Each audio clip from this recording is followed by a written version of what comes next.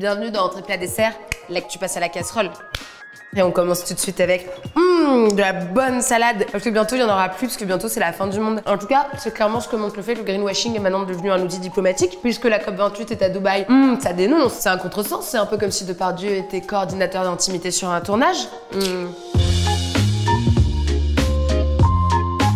En plus, pendant cette COP28, il y a eu 2500 lobbyistes. C'est 4 fois plus qu'avant, un record. Je sais pas si vous imaginez, c'est un Olympia complet rempli de gens qui adorent le pétrole. Et d'ailleurs, l'organisation des pays exportateurs de pétrole, organisation parce que oui, ils ont leur petit club exclusif, leur safe space à eux, où ils peuvent parler le riche librement et être là, un petit peu plus de caviar dans mon café, s'il vous plaît. Non, mais laissez-moi frapper de l'eau potable avec mon Birkin. Je ne sais pas exactement ce qu'ils disent, je ne parle pas le riche, mais j'imagine. Et donc, cette organisation, elle a rejeté un accord visant à réguler les énergies fossiles, alors qu'elles sont elles-mêmes responsables à 75% des émissions de CO2. En fait, c'est étonnant, c'est un petit peu comme s'il y avait un criminel qui est pris en flagrant délit et pendant son jugement, il regarde droit dans les yeux le juge, tu sais, en donnant des petits coups de couteau dans le corps.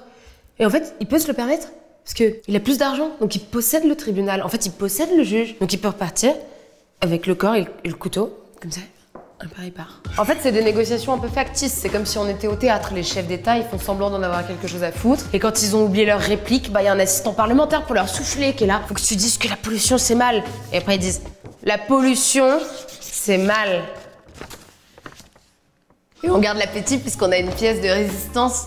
Je vous propose de la gênance. Un petit peu comme ce mime, où je fais semblant de verser de la sauce. Ou un petit peu comme quand Aurore Berger, quand c'est... Juste Aurore Berger.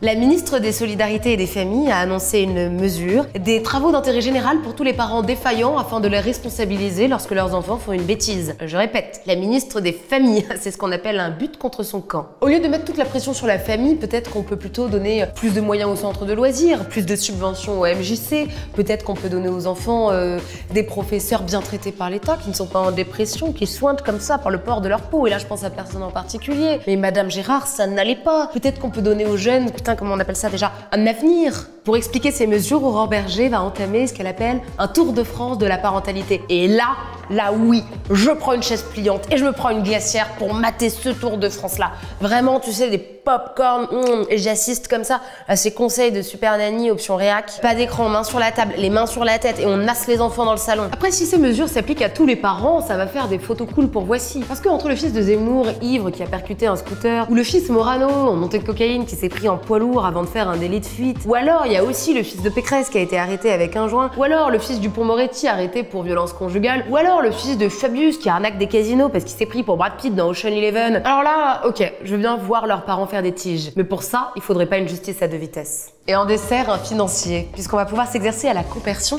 ce sentiment qui fait qu'on est heureux pour les autres. Et je suis heureuse pour cette personne qui a remporté un méga jackpot de 240 millions d'euros à l'euro-million, le plus gros montant de l'histoire de ce jeu. Cette personne avait une chance sur 139 millions de le remporter. Je veux dire, à ce niveau-là, tu peux te demander si tu n'es pas l'élu, le choisi, un mélange entre Moïse et Jésus. Si j'étais cette personne, j'essaierais vraiment d'aller à la mer et de voir si elle se sépare pas en deux.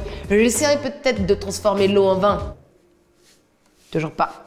Et je me dis, qu'est-ce que tu fais si tu gagnes 240 millions? Moi, j'ai essayé de faire une liste un peu de ce que je ferais et des trucs cons, mais des trucs utiles aussi. Peut-être que j'achèterais 243 500 072 tickets de métro maintenant qu'il faut les économiser avant les JO. Peut-être que j'achèterais mon propre jet privé pour aller sur les tarmacs et bloquer les autres jets privés des millionnaires pour pas qu'ils volent dans le ciel et qu'ils polluent. Peut-être que, je sais pas, je rachèterais CNews pour en faire une chaîne d'astrovoyance féministe. Et vous? Que feriez-vous? Mais en commentaire, lol et commente.